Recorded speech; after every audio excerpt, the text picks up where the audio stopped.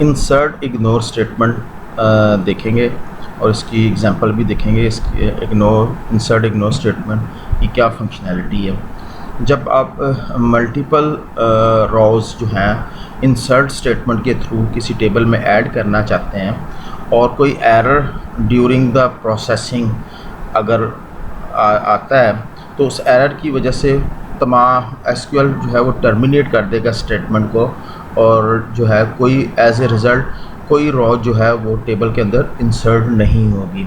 तो आप चाहते हैं कि इन केस ऑफ एरर जो है इनवैलिड डाटा जो है उसको जिसकी वजह से एरर जनरेट हो रहा है उसको इग्नोर कर दे और बाकी जो वैलिड डाटा है उसको टेबल के अंदर इंसर्ट कर दें। तो आप इंसर्ट इग्नोर स्टेटमेंट को यूज़ करेंगे। So when you use the insert statement to add multiple rows to a table if an error occurred during the processing, MySQL terminates the statement and return an error. As a result, no rows are inserted into the table. However, if you use the insert ignore statement, the row with valid data that caused the error are ignored and the row with valid data are inserted into the table.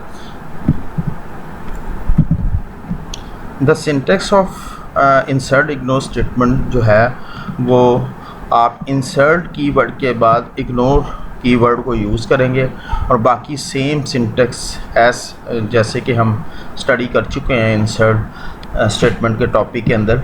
तो just ignore keyword जो है वो आप use करेंगे ताकि जो है insert करते हुए जो है अगर कोई एरर आता है तो वो उसको इग्नोर करें। इग्नोर क्लास जो है is extension of MySQL to the SQL standards, तो that is supported by the MySQL। अब हम इसकी एक एग्जांपल देखते हैं कि कैसे हम प्रैक्टिकली इसको इम्प्लीमेंट करते हैं और इसका इग्नोर का बिहेवियर जो है उसको देखते हैं। हम एक टेबल क्रिएट करते हैं, उस टेबल के अंदर जो है हम फिर वैल्यूज़ इंसर्ट करेंगे। क्रिएट टेबल सब्सक्राइबर्स के नाम से हम एक टेबल क्रिएट करते हैं। आईडी इंटीजर प्राइमरी की ऑटो इंक्रीमेंट और साथ ही हम एक फील्ड और इसके अंदर स्पेसिफाई कर देते हैं और इसको हम नॉट नल एंड यूनिक ये हम स्पेसिफाई किए एक टेबल सब्सक्राइबर के नाम से।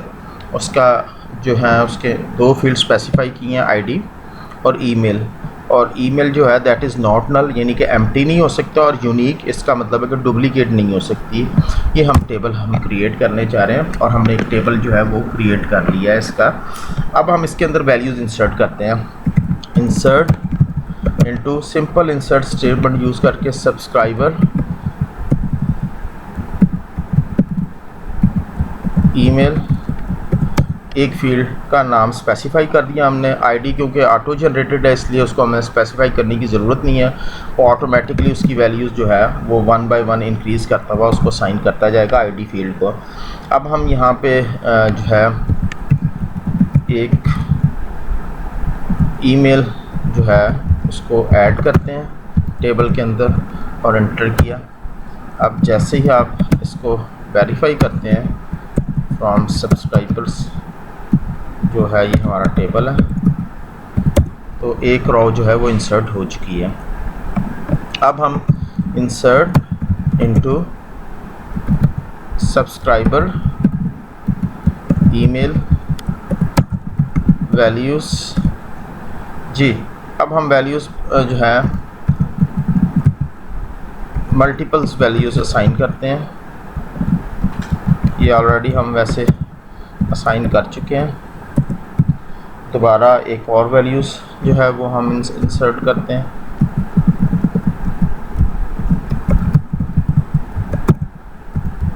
जी ये क्यूरी लिखी है जिसमें हम सब्सक्राइबर के अंदर 2 रिकॉर्ड्स इंसर्ट करना चाह रहे हैं।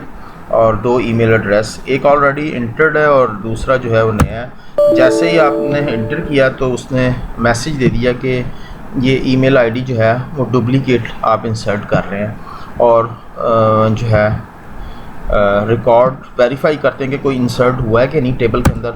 तो कोई रिकॉर्ड इंसर्ट नहीं हुआ, क्योंकि ड्यू टू एरर की वजह से जो है वो रिकॉर्ड इंसर्ट नहीं हुआ, डुप्लीकेट रिकॉर्ड, क्योंकि हमने ईमेल एड्रेस को यूनिक रखा हुआ है।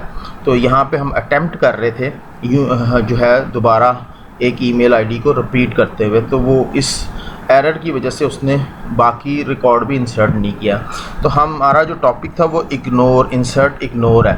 तो यहाँ पे हम इग्नोर कीवर्ड यूज़ कर लेते हैं, सारी स्टेटमेंट वही है, सिर्फ इग्नोर कीवर्ड यूज़ करके जो है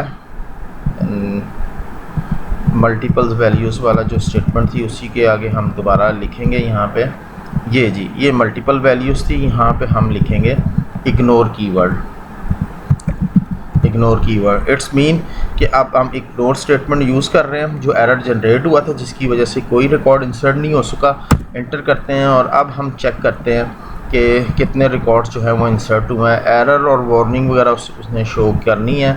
जैसे हम एंटर करेंगे तो आप देखिएगा कि ये जो हमने इग्नोर कीवर्ड यूज़ किया था यहाँ पे एरर आया था, क्योंकि हम वैल्यू रिपीट कर रहे थे, but that time ignore keyword की वजह से उसने उस रिकॉर्ड को जो इनवैलिड डाटा था उसको उसने छोड़ के वैलिड डाटा को जो है वो इंसर्ट कर दिया, और बाकी जो है रिकॉर्ड वो जो डुप्लीकेट रिकॉर्ड था उसको उसने इग्नोर कर दिया।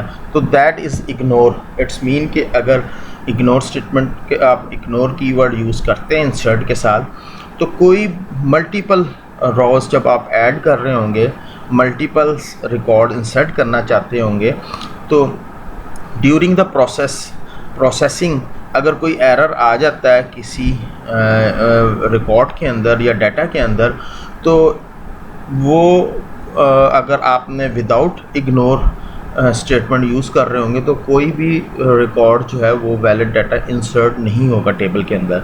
बट अगर आपने इग्नोर कीवर्ड यूज़ किया होगा तो during multiple insertion, multiple record जब आप इंसर्ट कर रहे होंगे, तो जस्ट अगर कोई एरर जनरेट भी हो जाता है तो वो उसको इग्नोर कर देगा और जस्ट ओनली वैलिड डाटा जो है वो टेबल्स के अंदर इंसर्ट कर देगा। So that is insert ignore.